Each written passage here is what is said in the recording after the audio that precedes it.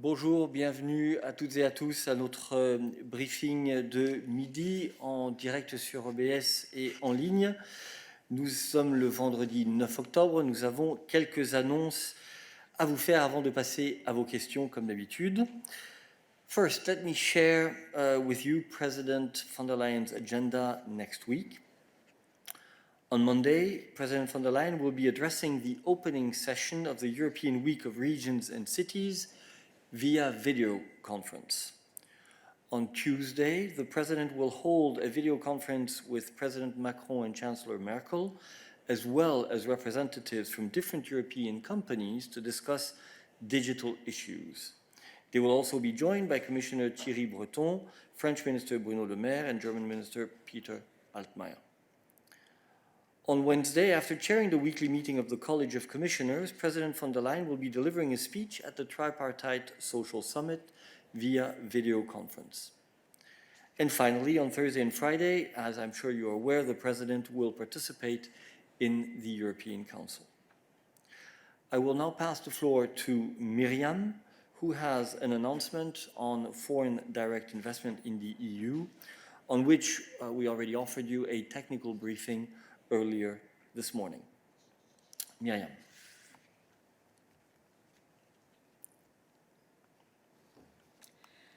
Starting this Sunday, 11 October, a new EU framework for the screening of foreign direct investment will become fully applicable. The EU-wide framework was adopted in March 2019, and over the last year and a half, the Commission and Member States have worked on putting in place the necessary operational requirements. Going forward, the new framework will enable the Commission and the Member States to coordinate our actions on specific foreign investments that could affect our security and public order. This is an important measure to preserve Europe's strategic interests while also keeping the EU market open to investment. In addition to the technical briefing that has just taken place, you can find more information online in the daily news, in our full press release, or you can contact us directly. Thank you. Merci Myriam. Maintenant, je passe la parole à Stéphane qui est connecté et qui remplace Viviane aujourd'hui. Il a des nouvelles du côté du Fonds de solidarité de l'Union européenne pour plusieurs de nos États membres. Stéphane, tu as la parole. Bonjour Eric, bonjour tout le monde. En effet, aujourd'hui, la Commission européenne propose plus de 823 millions d'euros de soutien financier du Fonds de solidarité de l'Union européenne pour aider à la reconstruction après le tremblement de terre en Croatie et les inondations en Pologne. Le paquet prévoit également du soutien à l'Allemagne, l'Irlande, la Grèce, l'Espagne, la Croatie, la Hongrie et au Portugal pour aider ces pays à faire face à l'urgence sanitaire liée au coronavirus. Le Parlement européen et le Conseil devront désormais approuver la proposition de la Commission. Une fois adoptée, l'aide financière pourrait être distribuée. En aidant les États membres de l'Union européenne et les pays en voie d'adhésion à se remettre de catastrophes naturelles graves et d'urgences sanitaires majeures, le Fonds de solidarité de l'Union européenne fait preuve, encore une fois, de la solidarité de l'Union européenne. Et comme toujours, vous allez trouver plus d'informations dans notre communiqué de presse publié aujourd'hui. Merci. Merci Stéphane. Finalement, avant de passer à vos questions, je vous rappelle qu'aujourd'hui, c'est le deuxième jour du Conseil Justice et Affaires intérieures. Le commissaire Reinders participera à la réunion avec les ministres de la Justice, au cours de laquelle il présentera les derniers développements intervenus sur plusieurs sujets, entre autres le parquet européen, les négociations législatives sur les preuves électroniques et le suivi de l'arrêt Schrems II. Donc sur ces questions, je vous serai reconnaissant d'adresser sur ces sujets, je vous serai reconnaissant d'adresser vos questions directement au commissaire lors de la conférence de presse qui aura lieu vers 13h30 et sera diffusée en direct sur EBS. Voilà, cela clôture nos annonces pour aujourd'hui et donc nous allons passer à vos questions et je passe directement la parole à Stéphane Israël. Stéphane.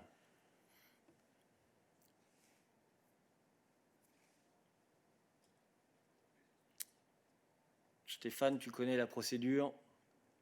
Oui. Voilà, c'est bon. Pardon, merci.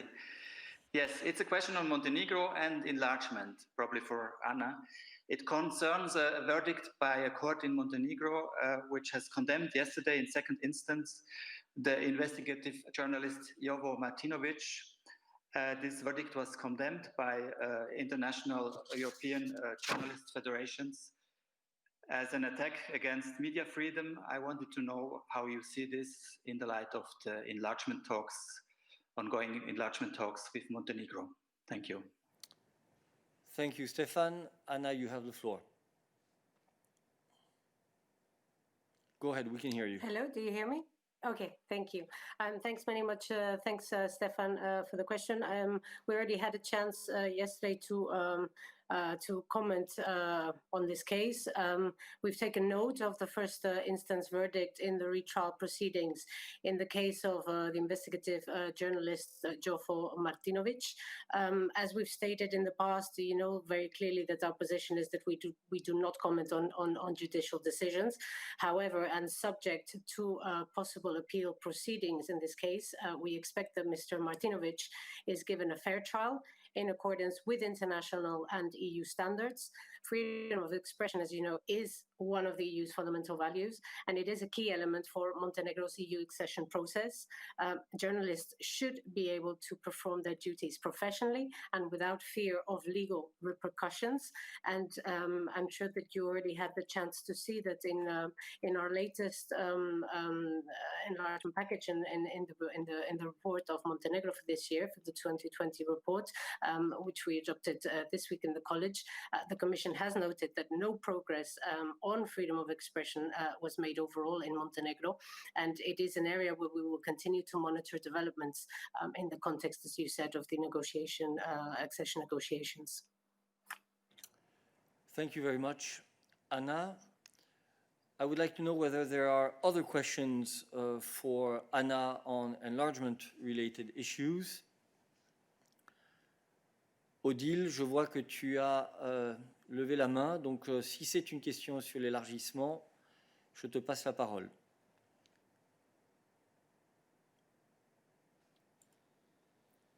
Merci Eric. Vas-y. Ça marche ou ça marche pas là? Ça marche. Est-ce Oui, que c'est une question sur l'élargissement? C'est pas pour l'élargissement, mais c'est une question sur l'Afrique. Je suis désolé, Odile, je viens de dire que nous prenions d'abord les questions sur l'élargissement. J'aimerais que nous essayions de travailler ensemble pour assurer que nous traitions thème par thème. Et j'essaye de respecter aussi à peu près l'ordre dans lequel les confrères des médias lèvent la main. Donc je ne vois pas d'autres questions sur l'élargissement, mais dans ce cas, je passe la parole à Nikolai qui avait demandé la parole. Nikolai, you have the floor.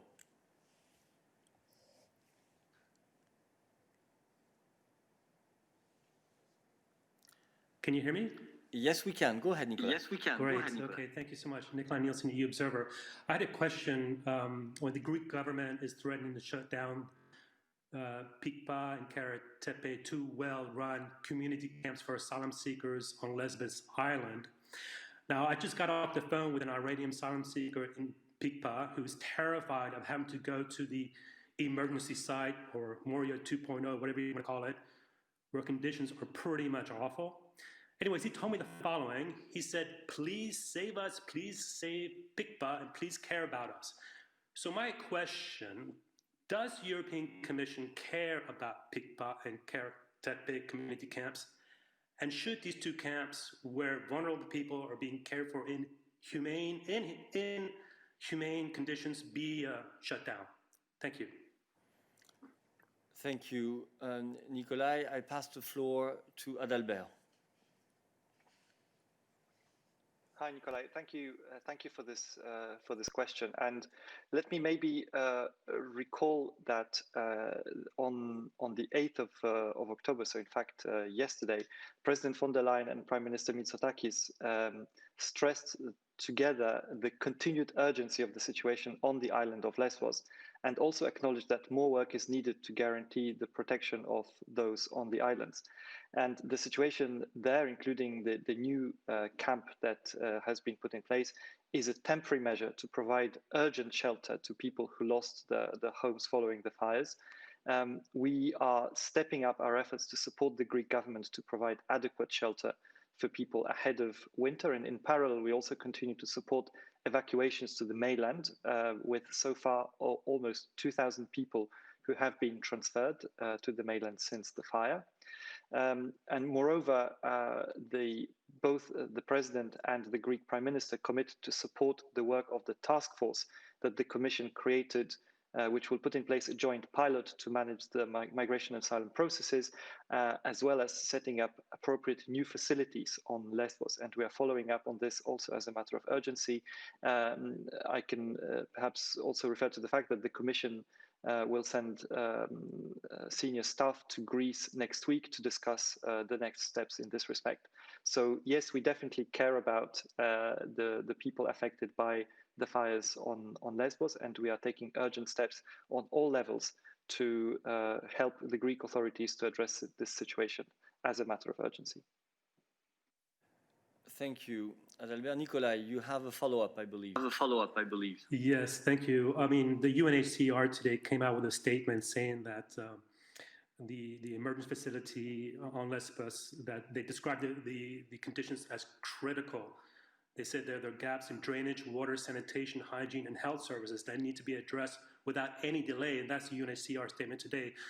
So how is it possible that after 2 to 3 weeks that the conditions are so terrible on this emergency facility that you're co-managing? Thank you. Adalbert. Yes, thank you. So first of all, just a correction, we are not co-managing the existing facilities. We are providing support to the Greek authorities in several different ways, including financial support and coordination via the Union Civil Protection Mechanism of in-kind support from the member states. But it is very much the Greek authorities that are managing this critical emergency situation. And I cannot really enter into operational details of or operational matters, because of course they're not simply details of how this humanitarian emergency is managed on the ground. As the Commission is not managing this situation, it's very hard for me to do so. But I can perhaps just recall that we had about 12,000 people who found themselves in very urgent need of accommodation, and the temporary camp that was put in place in a very, very short period of time is able to accommodate 10,000 people.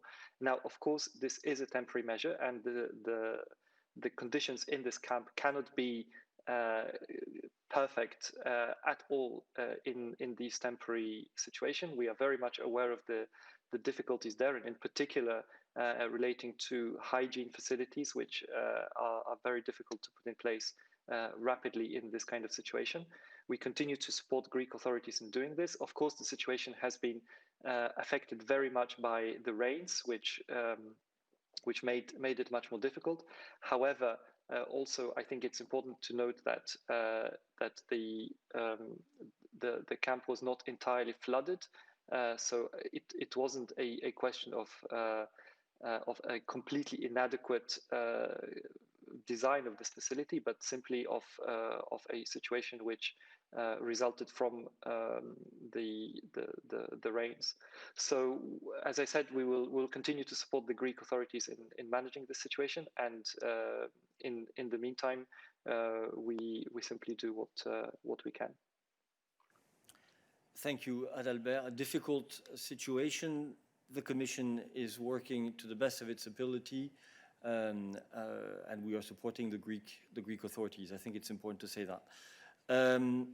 Now, are there other questions for Adalbert today on his portfolio, on the issues related to migration or home affairs? I see that Mose has his hand raised. Is it on this, Mose? Yes, I have a very quick follow-up question to Adalbert, and that is, I wonder if this emergency camp in Pippa, is that considered to be very temporary, or is the intention that all migrants on Lesbos will be or should be transferred to mainland Greece, and in that case, will the Commission economically Greece for doing this? Thank you. I hope that Adalbert was able to decipher your question because the connection was very bad. Adalbert? Yes, I think you got the gist. Myself to, yes, indeed, have understood the gist of it. If I understood correctly, the question was whether the camp currently in place was temporary and whether there was an intention to transfer all the persons present there on the mainland. So regarding the camp, it is indeed a temporary facility, and one of the main tasks of the joint task force that the Commission is setting up, as announced on the 23rd of September, I believe, in a press release that we put out, is going to be to put in place appropriate new facilities on Lesbos, which would not be just temporary facilities. And we're working on this very closely with the Greek authorities, as again yesterday emphasized by the President and by Prime Minister Mitsotakis in the joint statement. Whether there is an intention to transfer all the persons to the mainland, this is more a question to the Greek authorities, which are managing the situation. And we are in any case supporting relocation activities for, at the moment, unaccompanied children and vulnerable children with their families from both the mainland and from the islands to other member states, and that is work in progress. However, we are not at this point coordinating an effort to relocate everybody from Lesbos. Thank you. We continue on this issue. I see other hands raised. Athanasio, you have a question on this. Yes, and since the Commission is a results-oriented organization, I would like to ask you, what are the benchmarks by which you are judging the effectiveness of every measure taken along the process in Lesbos and in the other areas where deficiencies have been identified by everybody else and by the European Commission over the last 5 years, but also over the last 5 months and the last 5 weeks, that we know the problem, the fire, the relocation, the new camp, everything that's going on. And since you've mentioned, Adalbert mentioned, that you are not part of the administrative, let's say, procedure there in the camp. You're not one of those who are, running the thing on the ground. Would it be better if, let's say, you step up a little more and you practically run the thing, because it seems that the local authorities cannot do it practically, and from what we've seen and from what we all know over the last 5 years, it's like the Greek saying, "You put the wolf to guard the sheep," isn't it? Thank you. Thank you, Athanasio. I understand that there are two questions, in fact, in your intervention. One on the benchmarks that we use to judge the effectiveness of the action on the ground, and the second question on whether we should not be more involved in running directly the camps. Adalbert. Thank you, Athanasios. So about the benchmarks, I'm not sure if I can address exactly the core of your question, but perhaps I can simply recall that there is European legislation, there are European rules that define the way in which asylum procedures have to be conducted, in which people need to be received during asylum processes. Similarly, there is a return directive which outlines how return procedures are to be conducted, and of course we are working with the aim of helping authorities comply with the applicable legislation. That is I think the benchmark that we are applying, and we are completely aware of the difficulties that exist in this respect. And as you know, and I think as we've had the opportunity to outline many times, we are doing our absolute best to support the Greek authorities in this respect to make tangible improvements on the ground. As regards your second question, the Commission has now is now putting in place a joint task force. A task force that will put in place a joint pilot, which I referred to previously, whose aim is indeed to support the Greek authorities in a more in a stronger way in running those facilities. So this is still subject to a lot of work together with the member states, the agencies, and the Greek authorities. But indeed, as also the President referred to in the State of the Union speech, the Commission is ready to step up and take more responsibilities there. However, it is also important that the rest of the EU and all the other member states are also ready to step up their responsibilities. Thank you, Adalbert. I think that David has a question on this issue as well. David.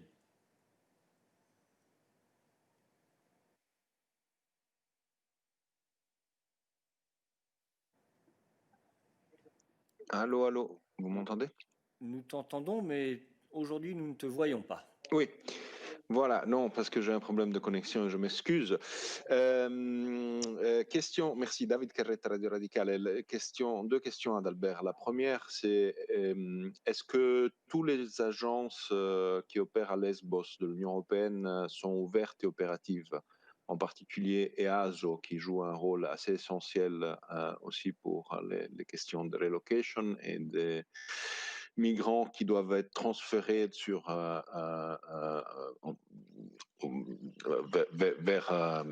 vers la Grèce parce que vulnérables. Deuxième question, sûrement tu as lu le papier qui est sorti aujourd'hui sur Libération à propos des au moins 33 membres ONG qui risquent des poursuites pénales après que la police grecque a décidé de mener une guerre contre les ONG qui opèrent à Lesbos. Je voulais savoir si vous avez un commentaire. Merci. Adalbert. Merci David. Donc oui, effectivement, nos agences Frontex et Azor comme Europol étaient déjà présentes sur l'île de Lesbos avant les incendies. Elles continuent à être présentes et à assister les autorités grecques déjà dès le premier jour après les incendies. Dans un premier temps, leur objectif était d'assister dans l'évaluation des besoins et dans les premières tâches de gestion de l'urgence. Et maintenant, elle continue à travailler avec les autorités pour, y compris, recommencer les procédures d'asile le plus rapidement possible et fournir les autres, répondre aux autres besoins essentiels. Concernant l'enquête par la police grecque à laquelle tu as fait référence, comme il s'agit d'une enquête nationale, je ne suis pas en position de faire des commentaires particuliers.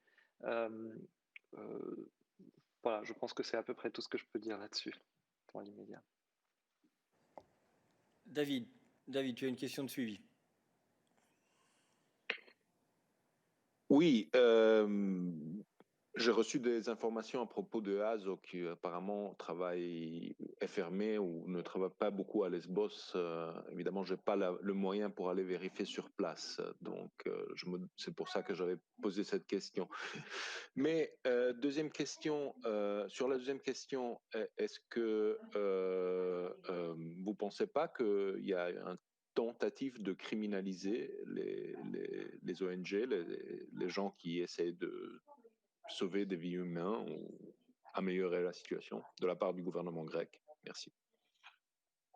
David, tu fais une supposition à laquelle nous ne pouvons absolument pas nous rattacher ou commenter. Il y a, comme l'a dit Adalbert, visiblement, je ne suis pas au courant de cette enquête de Libération, mais s'il y a des procédures nationales en cours, tu sais bien que la Commission ne commande jamais ce genre de procédure et ne fait pas de commentaires sur base de procédures judiciaires en cours. Donc vraiment, nous n'allons pas rentrer dans ce débat. Ce qui est clair, ce que la présidente a répété, c'est que nous souhaitons travailler avec les autorités grecques afin de faire tout le possible pour améliorer la situation sur le terrain, et cela évidemment en coopération avec l'ensemble des acteurs qui sont impliqués et dans le cadre évidemment de la législation grecque en place.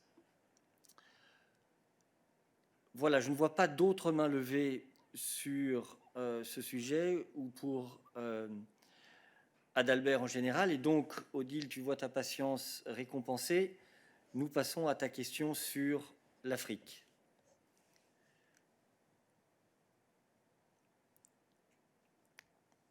Je t'en prie. Si, oui. Oui, merci à nouveau, Eric. Si nous étions en Afrique, nous nous mettrions à danser, car nous avons quand même des bonnes nouvelles qui nous viennent du Mali, puisque l'opposant qui avait été kidnappé, Soumaïla Cissé, a été libéré, ainsi que l'humanitaire Sophie Petronin, après 4 ans kidnappée par la mouvance Al-Qaïda au Sahel. Et je voulais savoir si vous avez une réaction, d'une part, et d'autre part, une question de calendrier. Quelle est la prochaine vous l'avez peut-être déjà dit précédemment, mais je n'ai pas bien noté. Quelle est la prochaine rencontre avec l'Union africaine et dans le contexte post-Cotonou, etc. Merci. Merci. En ce qui concerne ta deuxième question sur la rencontre avec l'Union africaine, nous n'avons pas de date à annoncer pour le moment. Nous reviendrons le moment venu. Et je passe la parole à Peter sur la première. Merci. En fait, c'est une bonne nouvelle. Nous avons appris avec beaucoup de satisfaction la libération des 4 otages au Mali. Merci. Peter, évidemment, nous ne pouvons que nous réjouir lorsque les otages sont libérés. Je passe maintenant la parole à Christian, qui a une question pour Peter sur le Venezuela, mais qui visiblement ne peut pas se connecter. Et donc, je cite sa question. Plusieurs partis regroupés au sein de l'Alliance modérée demandent à l'Union européenne d'observer les élections du 6 décembre grâce à la mission qui joue ce rôle en Bolivie. Avez-vous été sollicité en ce sens et est-ce une possibilité ? Fin de citation. Merci. En général, le représentant a expliqué les conditions qui sont importantes pour nous pour être capable d'avoir cette mission ou ces missions. Et sur le fait si les partis que vous avez mentionnés ont fait la demande, je dois vérifier si on a reçu déjà la demande officielle ou formelle. Merci Peter. Y a-t-il d'autres questions pour Peter sur les affaires extérieures ? Je ne vois pas de main levée. Merci. Y a-t-il d'autres questions pour nous aujourd'hui ? James, you have the floor. Good morning. Good morning, Eric. I have a Brexit question. I hope you can hear me. I can hear you, and I'm not surprised. No, it would be a surprise if I didn't. I've seen news reports in the Belgian press that the Flemish government has sent a letter to Michel Barnier explaining that if there's a no-deal Brexit, they intend to use a royal charter from 1661, which grants Bruges fishermen eternal rights to fish in UK waters. I was wondering if you could tell me if the Commission lawyers are looking at this decree from Charles II. It was in gratitude for the people of Bruges harbouring him after the English Civil War, and if they believe it's up to legal snuff, and whether or not this charter could play a part in the fishing negotiations, particularly around the economic impact on coastal communities and protecting ancient ancestral fishing rights. Thank you. Thank you, James. A fascinating historical discussion. Always beware of treaties granting eternal rights, I would say. But I pass the floor to Dan.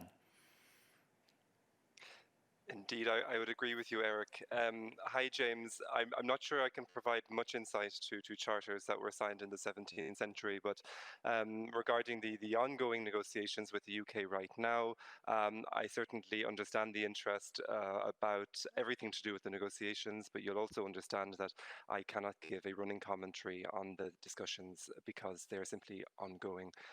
You know that there were discussions this week in London. There will be discussions next week in Brussels. We are in contact on a daily basis with the UK.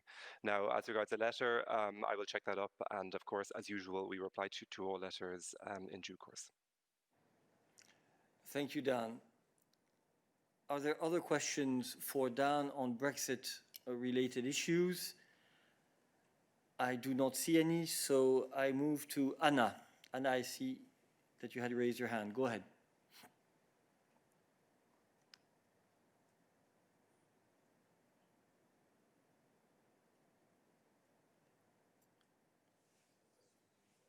Anna, are you connected? No, we seem to be having an issue with your connection. Go ahead, try to speak, even if without the camera. Well, my question is on WTO, because I have heard that Commissioner Dombrovskis support both candidates, but now there are only two candidates actually from South Korea and from Nigeria, and that is why my question is, who from these two candidates does he support? Because if he supports both, it means that he has a submissive position and he let the other people to decide. And here comes my second question. In this case, where's the ambition of European Union to become a global player? Well, on your second question, I would say that the fact that we are a global player in trade does not depend at all on who becomes the next Secretary General of the WTO. That's pretty clear. We are the world's first trading bloc. We have hundreds of trade agreements worldwide. We therefore believe that our influence on trade issues is actually already that of a significant player. And on the first question, I give the floor to Miriam. Yes, thank you. So it's true for the EU, the selection of the WTO candidate is crucial because we really aim for a comprehensive reform in the near future, and this person will lead this reform. Right now, there is a new round of consultations end of October, which will define the consensus for the final candidate. So before we give a preference, we have to coordinate internally. So member states will try to find also consensus in order to put forward what is our preferred candidate. Thank you very much, Miriam. Are there other questions for Miriam on trade-related issues? I do not see any, so thank you, Miriam, and I give the floor to Tommaso. Yes, good afternoon. Good afternoon. Thank you for taking my question. It's just a curiosity because I've read on the agenda of the Commission that Commissioner Gentiloni is going to have a video conference with the President of the Federal Reserve, Jerome Powell, on Tuesday. I wonder if you can give us any indication about the possible content of the talks. Thank you. I'm not sure. I will see with Marta whether we can say anything more, but if not, then as you know, you should contact the communication advisor in the cabinet. But Marta, perhaps you have something to add? Thank you. No, unfortunately, I don't have anything to add at this stage. Of course, we will be very happy to provide you with a readout as usual after the meeting. Thank you. Thank you. Are there other questions for Marta on economic issues? I do not see any. Any other questions for us today? That does not seem to be the case, so let me wish you already a very good weekend et je serai ravi de vous retrouver lundi prochain ici en salle de presse. Merci beaucoup.